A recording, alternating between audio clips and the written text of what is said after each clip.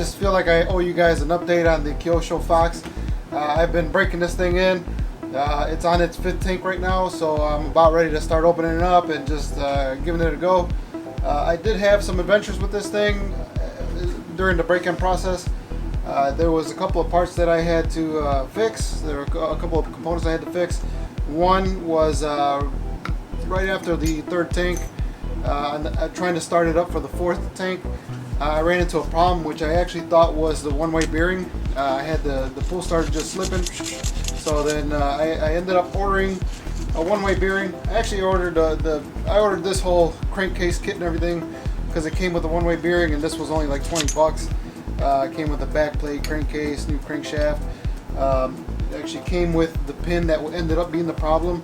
So inside of the crankshaft here, there's a little spring, and then this pin right here slides right into the crankshaft, and this applies a little bit of pressure towards the back plate here, which has a groove, and that's what catches, and that's how you get your disengagement of the one-way once the engine starts up.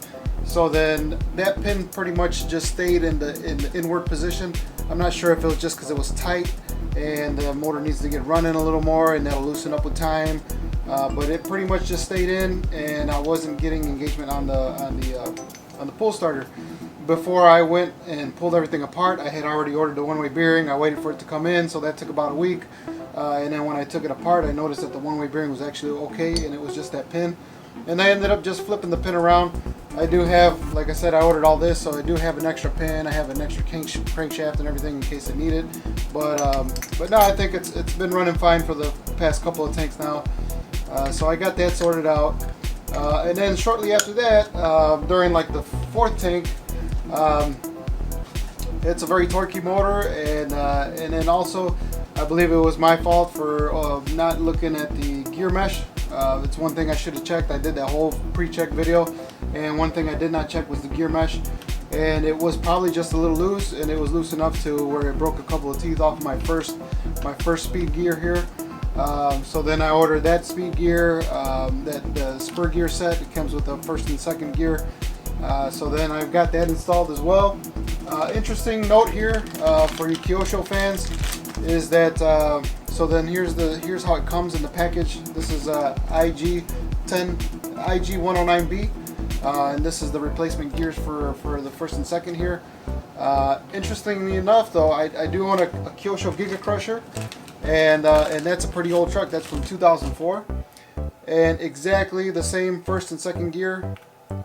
To the T. There's no difference here. The teeth are the same, the dimensions, everything is the same. I checked everything out really good. Even the markings from the moldings and everything is the same. 1st and 2nd gear, likewise. So then those are identical, which is actually awesome. For any of you guys that have an old Kyosho Giga Crusher, I'm pretty sure it's the same with the single force and the dual force. I think they use the same gears for the drivetrain. So then that's a cool note to keep in mind, is that this part, which is not the same part number, here we got GTW20-2, and the new one is IG109B, but those two are 100% identical. Only difference is on the older set for the Giga Crusher, it comes with these bushings pre-pressed in there, but the openings are the same. I think the new one has a bearing on one side and a bushing on the other. So then all you do is pop the bushing out, and everything fits perfectly fine. So I thought that was really cool. I'm happy because that means that I'll be able to get these for a while for my Giga Crusher. And so that's pretty much it. I'm going to keep running it in.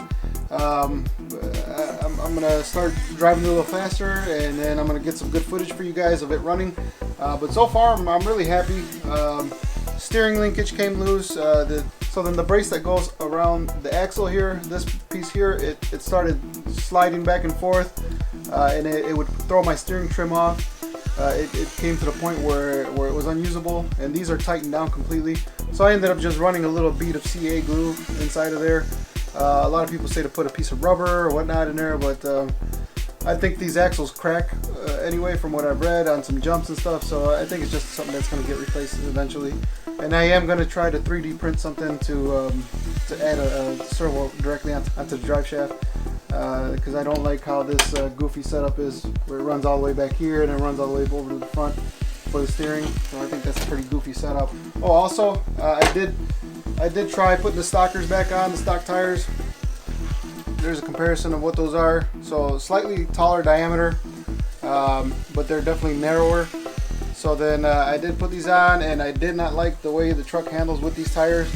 I rolled it over a few times just doing low speed turns. Like I said, I'm still breaking it in, and I know that's just throttle management or whatever, but with these tires here, the wider, lower profile ones, I'm able to actually do a little bit of a power slide, and it doesn't want to tip at all. So I'm going to run these for now. I've actually got a project in mind for these, and I'll share that with you guys soon. That'll be interesting. So then I'm going to put those to use, and we're going to keep running this one this way.